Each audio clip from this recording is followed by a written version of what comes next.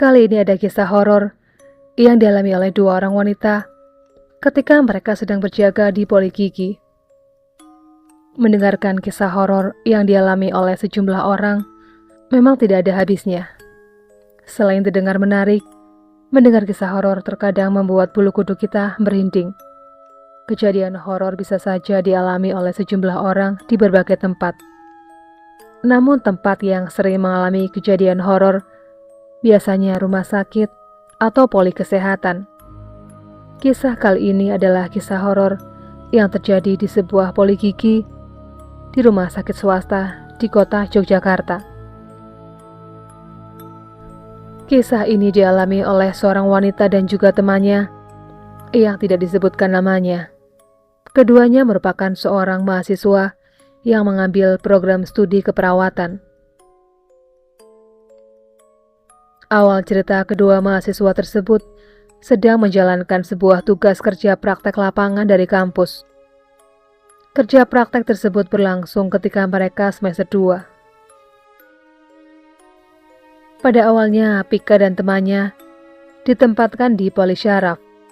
Namun karena polisyaraf agak sepi, akhirnya kedua mahasiswa itu dimintai tolong untuk membantu pada poligigi. Tepatnya sekitar pukul 3:30 sampai dengan pukul 5 sore, hingga antrian selesai. Lalu pada beberapa menit kemudian, setiap petugas yang jaga di poligigi diperbolehkan untuk beristirahat makan.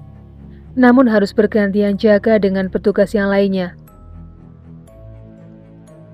Kedua mahasiswa itu pun akhirnya mendapatkan giliran jaga pada sesi terakhir. Agar tidak merasakan bosan ketika jaga, Pika dan temannya berinisiatif mengisi waktu luang dengan sibuk berfoto-foto. Ketika sedang asik berfoto, pintu masuk yang tergeser membuat kedua mahasiswa tersebut kaget. Ternyata yang masuk adalah seorang perempuan yang pada awalnya berpenampilan seperti layaknya orang biasa. Namun yang membuat Pika salah fokus adalah mata pasien yang agak berbeda. Dia mendeskripsikan bahwa mata perempuan itu sedikit terdapat bekas belek yang kering.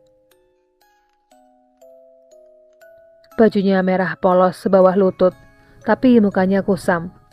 Lengan bajunya panjang sampai pergelangan tangan. Rambutnya hitam panjang sepinggang dikepang samping dan acak-acakan. Terdapat hal yang tidak biasa dan membuat kedua mahasiswa itu berpikir. Pika menjelaskan bahwa pada sistem komputer tidak terdapat pasien baru yang mendaftar.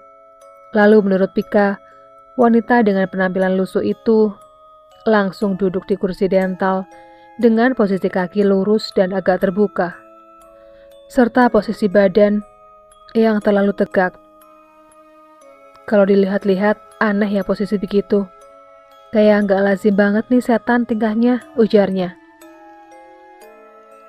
Bahkan ketika duduk di kursi dental, wanita itu terlihat seperti sesak nafas. Melihat pasien yang sesak nafas, kedua mahasiswa itu langsung mengambil tindakan awal berupa assignment awal. Namun hal tersebut mereka batalkan karena tingkah laku pasien yang dianggap aneh. Selang beberapa lama, kedua mahasiswa itu kembali menghampiri si pasien dan mengajukan beberapa pertanyaan, seperti halnya nama. Namun pertanyaan itu dijawab dengan suara pelan oleh si wanita dengan posisi badan yang masih aneh. Menurut Pika, pasien wanita tersebut mencoba membuka mulutnya secara perlahan dengan posisi mulut yang menganga lebar. Melihat tingkah pasien yang semakin aneh, kedua mahasiswa itu memutuskan untuk keluar ruangan dengan alasan memanggil dokter jaga pada kala itu. Sesampainya di ruangan dokter dan menceritakan semuanya, sang dokter menjelaskan bahwa tidak ada pasien lagi. Sontak keduanya kaget dan memutuskan untuk kembali ke ruangan periksa. Keduanya pun terkejut lagi. Pasalnya, pasien wanita itu sudah tidak ada di ruangan. Mereka pun memutuskan untuk mencari pasien bersama dengan dokter. Setelah dicari tapi tidak ketemu, akhirnya mereka memutuskan untuk tutupan saja, karena sudah tidak ada lagi pasien. Habis sholat, mereka ditraktir oleh dokter. Dan mereka juga sempat tanya-tanya tentang pasien misterius itu ke dokternya. Tapi beliau nggak menganggap serius. Dan beliau mengatakan gak usah kaget karena sudah biasa. Setelah kedua mahasiswa itu pulang, gangguan tidak hanya berlangsung di rumah sakit. Kedua mahasiswa ini juga menerima gangguan hingga rumah. Pika mendengar ada orang yang membuang ludah dengan suara yang cukup kencang pada jam 3 pagi.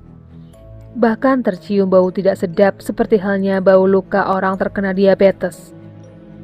Bau air liur yang cukup mengganggu membuat Pika dan temannya mencari sumber bau. Ternyata pada beberapa titik tempat seperti tembok, lantai, dinding kamar mandi, dan kasur selalu ada lendir. Gangguan dari jin masih menghantui kedua mahasiswa. Gangguan paling intens terjadi setiap malam hari. Bahkan parahnya, salah satu teman Pika sampai ketindihan tidak bisa bergerak sama sekali. Ketindihan yang menimpa teman Pika tidak hanya terjadi 1 atau 2 kali, namun beberapa kali. Parahnya, teman Pika sampai ditampakkan sebuah sosok yang sedang merayap dan meludah ke arahnya. Karena gangguan yang mereka alami cukup intens, kedua mahasiswa itu memutuskan untuk menghubungi pihak kampus yang mengajar ilmu agama. Mereka meminta pertolongan mengenai gangguan yang selama ini mereka alami. Namun sayangnya, doa bersama yang dilakukan oleh dosen mereka tidak mempan. Gangguan masih berlangsung dan semakin parah. Setelah proses pengusiran jin oleh dosen tidak berhasil, orang tua dari teman Pika memutuskan untuk memanggil orang pintar. Wujud perempuan itu bukan bentuk aslinya. Memang ini perempuan, tapi wujudnya pocong yang suka meludah. Menurut penuturan orang pintar tersebut, hantu tersebut menyukai salah satu di antara mahasiswa ini. Hal ini karena kebersihan yang tidak terjaga dan berpakaian agak terbuka pada saat tidur. Sementara itu melalui raga orang lain, hantu ini masuk ke dalam tubuh seorang pria. Dia mengatakan bahwa akan membawa salah satu dari mereka untuk menikah di alamnya.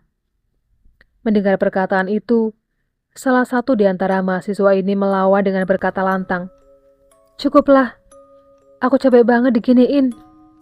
Duniamu udah beda." Setelah itu, jin yang mengganggu mereka akhirnya mau pergi dengan syarat mengelus kepala dari salah satu mahasiswa itu. Dan mereka pun mengizinkan dengan syarat jin tersebut harus pergi dan tidak mengganggu lagi. Demikianlah kisah dua mahasiswa yang mengalami gangguan ketika mereka sedang berjaga di Poligigi. Sekian dulu video kali ini, jumpa lagi di video berikutnya.